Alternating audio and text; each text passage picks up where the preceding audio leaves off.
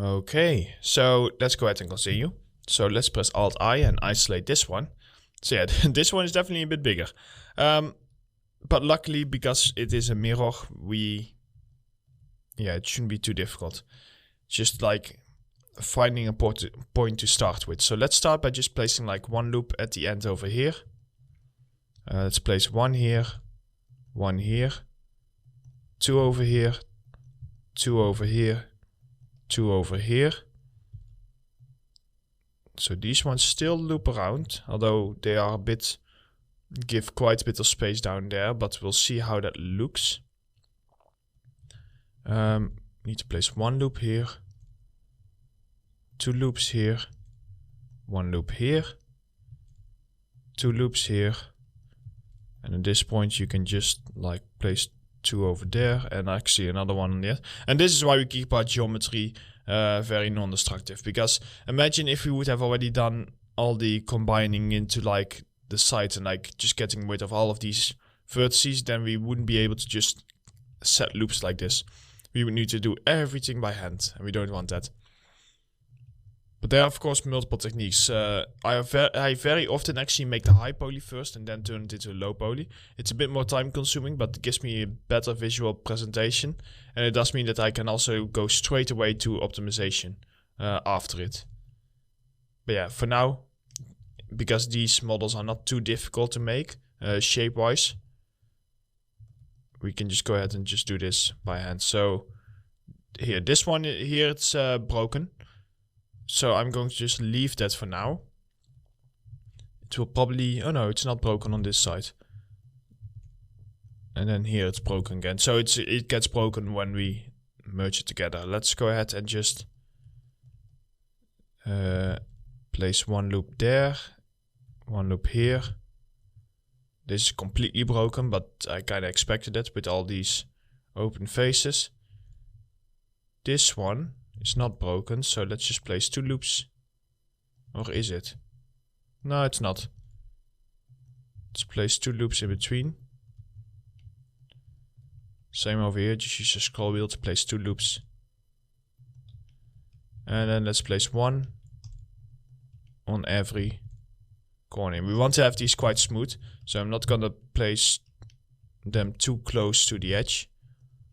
Though it is quite close, but still just one is enough. Now at this point, let's see how far we get. One loop here, one loop here, one loop here, and one loop here. And let's just see how that goes all the way across. That's good. One here, then the bevel will be completely broken of course, but that's no problem, we will do those by hand. So same over here, one on each side.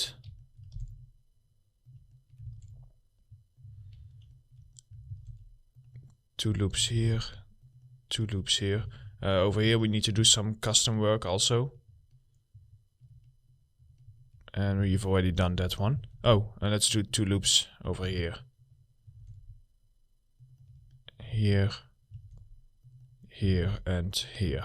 Okay, so I think that is our extent of the easy work. So now what we need to do is we need to just start by hand doing some stuff. So I'm going to get started by just pressing K.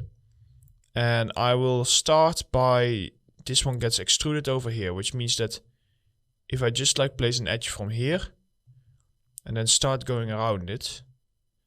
And at this point, after this one, I will also already turn on my multi-resolution, because it's easy for me if I can just turn it on and off.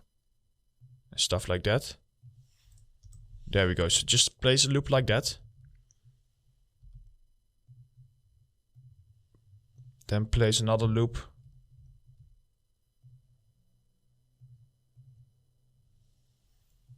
Around here. Over here, the reason it gets confused is because it isn't always sure which edge to place it on, because the two edges are very close together. Or is it because there's like a face in between? That could also be it. I think that's it. I think this face over here, I think we can actually get rid of it. Or actually we probably don't want to get rid of it, because the way that we constructed this, yeah, it wouldn't actually work very well. In that case, I'm just going to place one cut here and then turn on my multi-resolution. Then we'll figure out the best solution for this, if we want to merge it together or not, and all that kind of stuff. So for these ones,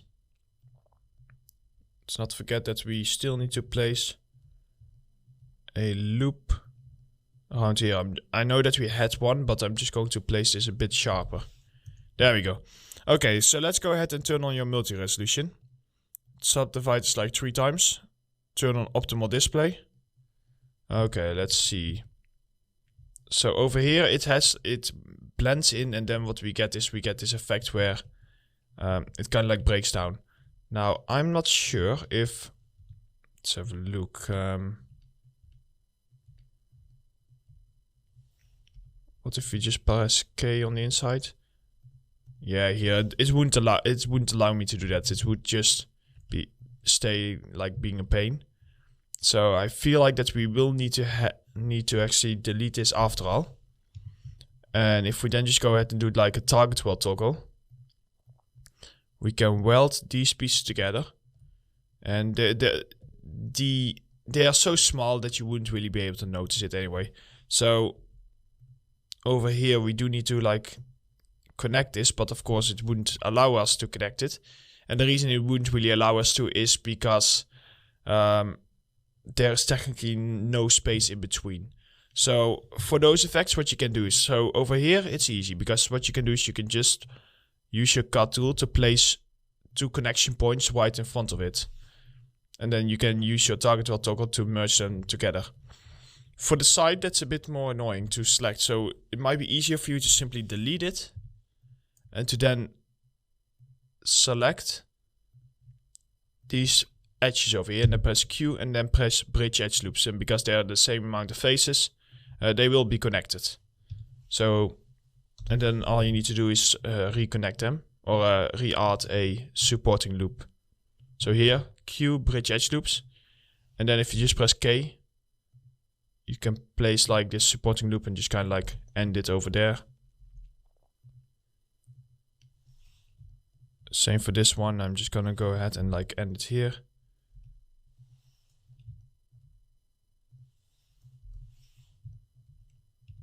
This one I'm going to move, turn off target weld toggle. This one I'm going to move a little bit closer. If I accidentally make like a mistake in the height, and if the mistake is small enough, yeah, you won't really be able to notice it anyway. So here, if I turn this now on, almost, we still need to do, oh, it didn't properly connect. Let's press cut. There we go. So that if it didn't properly connect, that means that these ones, they are wrong. So let's just go ahead and turn those off. Oh, and we need to place a cut like that. There we go, see? So it's a bit sharp over here. Here you can very clearly see what happens with the sharpness. So for those pieces, you might want to just go ahead and turn off target weld toggle and like move them down a bit. Not that one, only these two. Move them down a bit.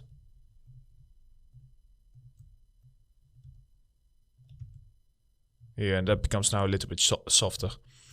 Okay, so it's a little bit more work than I would have liked, but honestly it's not that much. If I have a look at all of this stuff, yeah, it shouldn't be that much. Also, we forgot to place some supporting loops here.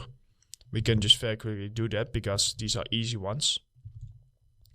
And it's just to preserve the corners.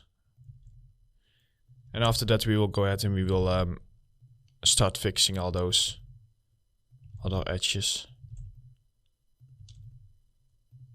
Here we go. So this one just nicely loops around it, and then over here we just need to help it a little bit with the cut tool. There we go. And then here just go ahead and press K. Just like kind of, let's leave it like that. See? That works better. Okay. Let's do this. Let's go ahead and I was hoping that we didn't like that this would be a bit quicker, but oh well, nothing to do about it. Let's just go ahead and delete this. And we will get pretty quick at this, so it's not too bad. So let's delete that.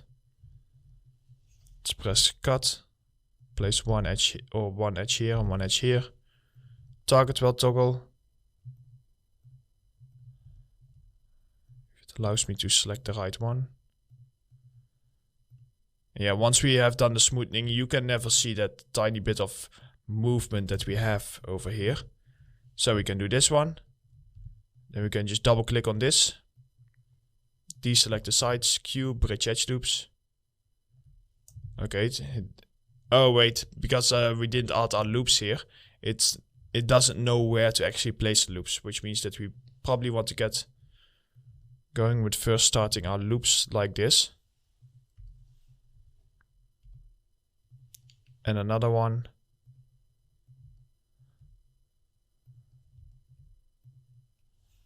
Like that. So now, if we select these, here, now it's able to actually register every single loop.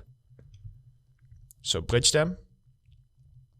And at this point, what I'm going to do is I'm just going to go ahead and just customly make those go around, because else we would need to place an entire, we still need to place an entire loop. So we still need to like place a loop here, but then we can kind of like leave it off there. Oh, wrong button. And then what we can do here is we can kind of just move it around like that. So we got those pieces done. Over here we still need to loop this, and that one is looped. This one should be enough, but just in case I'm going to move this a little. I keep forgetting to turn off target toggle. It's just a habit of mine. So we need to loop this a little bit closer. Select these two vertices and just like move them down a bit. And now we can just press our cut tool. Cut one loop around here. And another one around there. Let's go into our object mode so that we can see the diff, so that we can see if it works. Yeah, that's good enough. So nice. Over here, I forgot that we need to place some loops like that, and they end there. So I just want to double check that they do not actually affect our shape. It looks like that they don't. And for these ones, oh, these ones actually become a bit more tricky. Now I think of it, because this has like a little space in between. So, ooh, how are we going to do that with the space? Let's delete this. Let's have a think about this. So when we delete this, and let's say that we would go the same way as before, where we connect this. And let's then delete these pieces. So the thing that would happen most likely, oh, too much wireframe. I can't really see what I'm doing. The thing that would happen most likely is that we just like leave with like a little space in between. So I'm just merging the ends together here. I'm then placing my loop, and I'm just going to place it like this to start with, just to make our lives a little bit easier. Here we go. And then we have this one going all the way around. Okay, so probably what we want to do is we probably want to go ahead and press like a cut from here to there, and that's where the merging stops. So from here to here. So now if we have this piece and this piece, we can select the top three pieces and then bridge edge loops. Now geometry might not look very nice, but we will clean that up. It's because we go from 3 edges to 2 edges, so it's trying to like connect them together. So my idea is to then just continue like normal around this corner. and around this corner. And over here, what we need to do is we need to probably press like another loop. So let's place another loop here. And let's have this one actually go all the way around like that. And then cut it like this, that there's like a little round piece around here. And I think that should work. So let's do the same over here. And then just cut it like that. Okay, so we've done those pieces. Let's go ahead and press K and let's cut this. It's like a fill loop.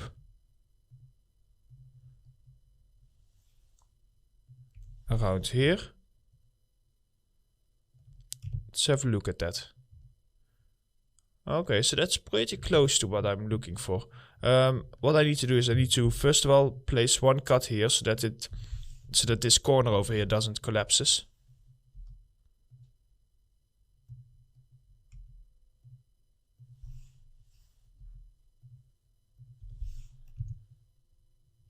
Okay. How is that from a distance? I think what I'm going to do is I'm actually going to go ahead and we do need to do this also in the high poly or in the low poly.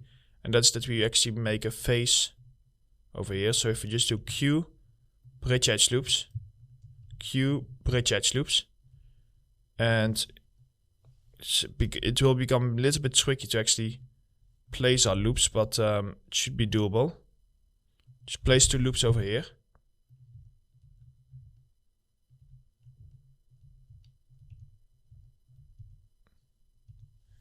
And I'm also going to place a cut. I know this one is taking quite a while, so I'll have a think about it in the next chapter of Expedia. Here you can see that something is wrong. So it doesn't want to place my cut because it shows all these extra lines. If I would place a cut, as you can see over there, it would just completely break. So I'm not sure why it does that. But then you just need to kind of like improvise and just place or a different cut or place it in like smaller sections. So let's try this. Yeah, I think there is like a tiny little problem over there, but I think for a high poly that's totally fine. So we just need to have a think about in our low poly, how does this look? In our low poly, it probably just asks us for a face over there. Which I think, yeah, I think I'm gonna, even in low poly, I think I'm going to later on attach these pieces and just make our model a little bit cleaner. It shouldn't take too long because we are mirroring anyway. So for now, this should be fine. So we just need to go ahead and in next chapters, we need to start doing that on all of these. I will see if I can speed up the workflow a little bit. I'm not sure if I can, but we'll have a look. And else what I will do is I will just do a quick time lapse and do it on all of these because it's the exact same method.